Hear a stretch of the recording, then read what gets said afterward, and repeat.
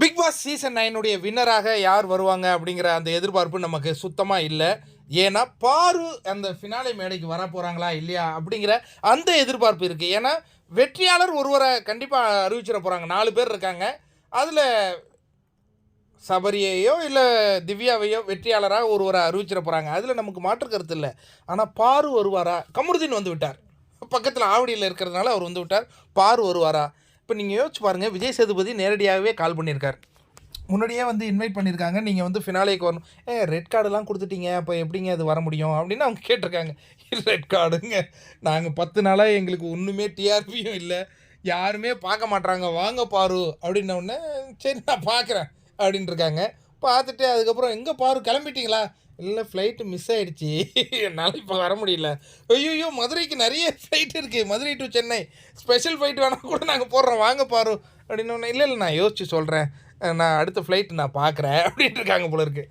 உடனே விஜய் சேதுபதி அவர் தானே red card கொடுத்தாரு, பாரு நீங்கள் கொஞ்சம் வந்துடுங்க இந்த ஃபினாலே நிகழ்ச்சிக்கு.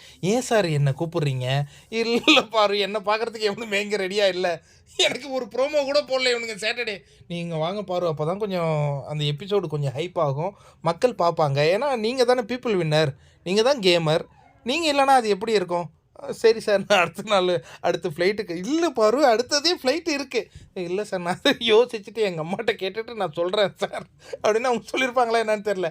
ஏன்னா இன்னும் இது பரபரப்பாகவே இருக்குது. கமருதீன் வந்துட்டார். அவர் பக்கத்தில் ஆவடியில் இருக்கிறதுனால அவர் வந்துட்டார். பாரு எப்படி வர முடியும்? ஏங்க ஸ்டார்லாம் அவ்வளோ ஈஸியாக இறங்க முடியாதுங்க. லிட்டில் பிட் ஸ்டார்ஸ்லாம் வருவாங்க. பெரும் ஸ்டார் இந்த சீசனை ஆண்டது யாருன்னா பாரு தானே. இந்த சீசனுடைய ரியல் வின்னர் யார்? பாரு தானே. இந்த சீசனை யார் வெற்றி பெற்றிருப்பாங்க? பாரு தானே.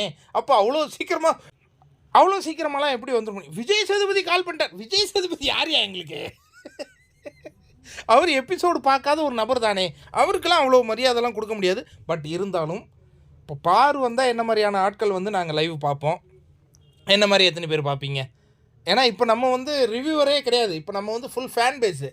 அந்த பாருங்கிற அந்த ஒரு தமிழச்சி பக்கத்தில் நம்ம நின்றுட்டுருக்கோம்.